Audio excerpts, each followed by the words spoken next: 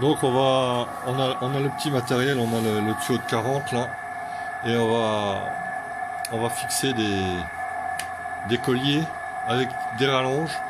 Vous voyez, il y a des petites rallonges là, qui permettent de donner la pente. On va donc donner 1 centimètre au mètre. Qu'est-ce qui s'est passé? C'est tombé un... C'est pas grave. Voilà, donc le collier bien sûr va être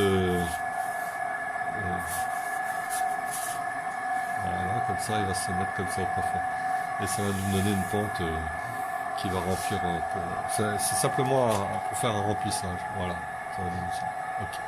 On va vous montrer au fur et à mesure. Petit montage photographique.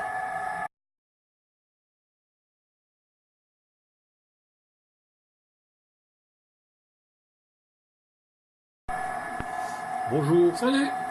Donc aujourd'hui nous allons vous montrer, on va mettre un tuyau de 40 pour relier une citerne qui se trouve dans un local un peu à l'opposé de la première qui reçoit les eaux pluviales. Donc on va fixer au plafond un tuyau de 40, comme ça quand j'aurai plus d'eau dans la première, eh ben, on va faire un vase communicant et on pourra remplir les deux citernes. À tout à l'heure.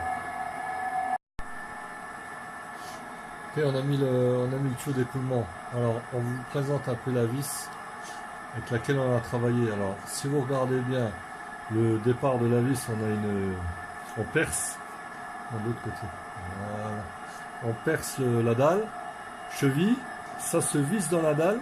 Et regarde voir, montre les différents étages qu'on a. Vous voyez, c'est des petites choses qui se dévissent. Regarde, Fabrice, il va en dévisser une. Voilà. Voilà.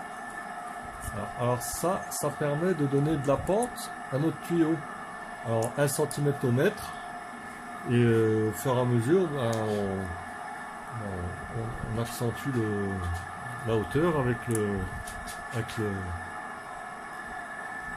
pitons et la vis. Voilà. Et le collier refermé, ben, ça maintient le tuyau.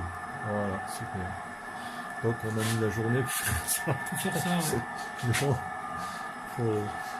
Ça va être un tuyau qui va nous ramener l'eau de pluie dans une citerne qui se situe dans une autre pièce, donc on est obligé de traverser la pièce.